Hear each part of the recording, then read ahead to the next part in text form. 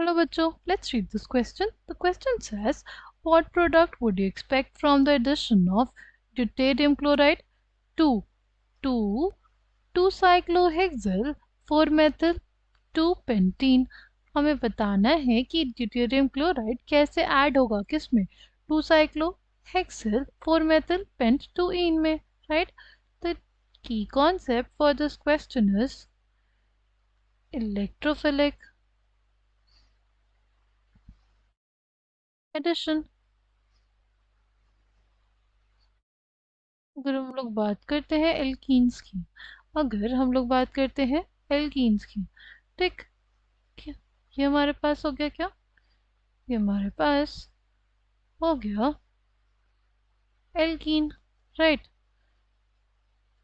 अगर कोई इलेक्ट्रोफाइल है, अगर कोई इलेक्ट्रोफाइल है तो क्या होगा, एल्कीन्स के पास होती है इलेक्ट्रॉन डेंसिटी, वो अटैक कर देंगे उस इलेक्ट्रोफाइल पे और हमारे पास क्या बन जाएगा, हमारे पास बेसिकली बन जाएगा एक कार्बोकेटायन।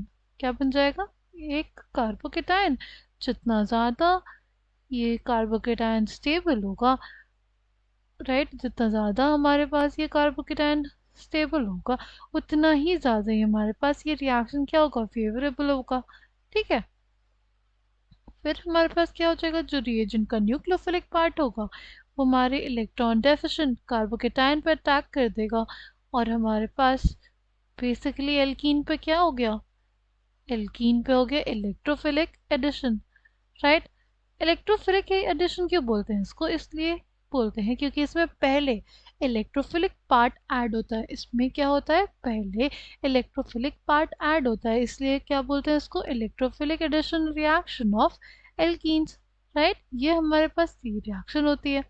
अच्छा, हमसे क्या बोला है, हमसे बोला है कि 2-cyclohexyl 4-methyl 2-pentene में कैसे ऐड होगा ड्यूटेरियम क्लोराइड। तो हमें क्या बनाना है, देखो सबसे पहले हम लोग लिखेंगे पेंटीन, 2-पेंटीन, पेंट मतलब 5 कार्बन की चेन। फिर सेकेंड पोजीशन पे हमारे पास डबल बॉन्ड, फिर जो सेकेंड पोजीशन है उस पर क्या लगाना है, साइक्लोहेक्सिल ग्रुप लगाना है, और जो फोर्थ पोजीशन है उस पर हमें क्या लगाना है, एक मिथिल ग्रुप लगाना है, ठीक। आई होप आपको ये बात समझ में आई हो। नाउ बाकी की वैलेंसी पूरी कर देते हैं, क्या आ जाएगा हमारे पास,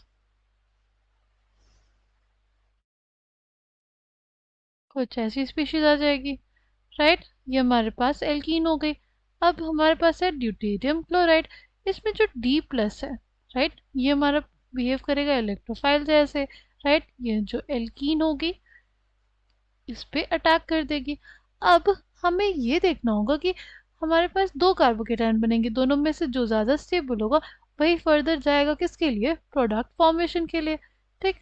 पहला कार्बोकेटायन कौन सा बनेगा, सी, पहला कार्बोकेटायन हमारे पास जो बनेगा वो यहाँ पे बन सकता है, ठीक। और डी हमारे पास कहाँ जुड़ सकता है, यहाँ पे जुड़ सकता है। और दूसरी पॉसिबिलिटी क्या है हमारे पास, दूसरी पॉसिबिलिटी ये है कि जो हमारे पास स्पीशीज है ना,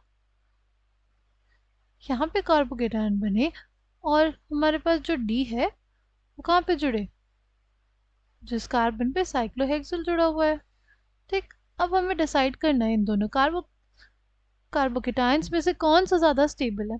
अगर इसके अल्फा एच देखें तो कितने अल्फा एच है, इसके पास सिर्फ एक अल्फा एच है।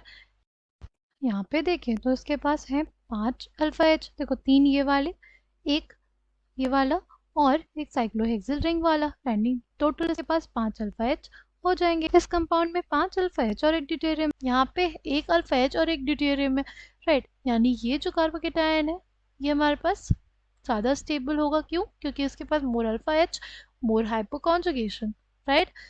और दूसरी चीज़ भी, ये हमारे पास एक टर्शरी कार्बोकेटायन बन रहा है और यहाँ पे एक सेकेंडरी कार्बोकेटायन बन रहा है, और जो टर्शरी कार्बोकेटायन होते हैं वो हमारे पास ज़्यादा स्टेबल होता है, यानी प्रोडक्ट फॉर्मेशन में कौन सा हमारे पास इंटरमीडिएट आगे जाएगा, ये वाला हमारा जो न्यूक्लियोफाइल होगा वो अटैक कर देगा और बेसिकली हमारे पास फॉर्मेशन हो जाएगा कुछ ऐसे प्रोडक्ट का, राइट।